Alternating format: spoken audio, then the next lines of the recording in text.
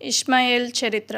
హాగరు అబ్రహాముల కుమారుడే ఇష్మాయేలు. ఇష్మాయేలు అను పేరుకు అర్థము దేవుడు వింటాడు లేక దేవుడు ఆలకిస్తాడు. అబ్రహాము మనవి.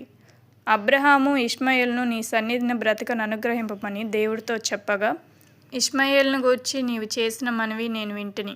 ఇదిగో నేను అతన్ని ఆశీర్వదించి అతనికి సంతానాభివృద్ధి కలుగజేసి అత్యధికముగా అతన్ని విస్తరింపచేసేదను. ఇష్మాయేలు 12 మంది రాజులను కనును. అతన్ని గొప్ప జనాంగముగా చేసేదను. ఆదికాండం 17, 18, 20.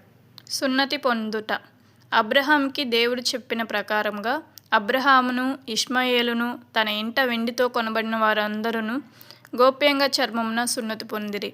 ఇష్మాయేలు 13 సంవత్సరముల వయసులోను అబ్రహాము 99 ఏండ్ల వయసులోను సున్నతి పొందిరి. ఇష్మాయేలును అబ్రహామును ఇద్దరు ఒకే దినమున సున్నతి పొందిరి. ఆదికాండం 17, 23, 26. ఇష్మాయేలుకు దేవుడు తోడై ఉండెను. ఇష్మాయేలు అరణ్యములో పెరిగినవాడు. అతడు అరణ్యములో కాపురముండి విల్లుకాడ అయ్యెను. ఇతడు పారాను అరణ్యంలో ఉండేవాడు.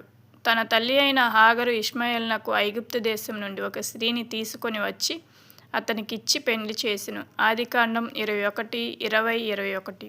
ఇష్మాయేలు యొక్క జనాంగం వారు అష్షూరుకు వెళ్ళు మార్గమున హవీలా మొదలుకొని ఐగుప్తు ఎదుటనున్న షూరు వరకు నివసించువారు. ఇష్మాయేలు తన సహోదరులు అందరి ఎదుట నివాసం ఏర్పరచుకునెను.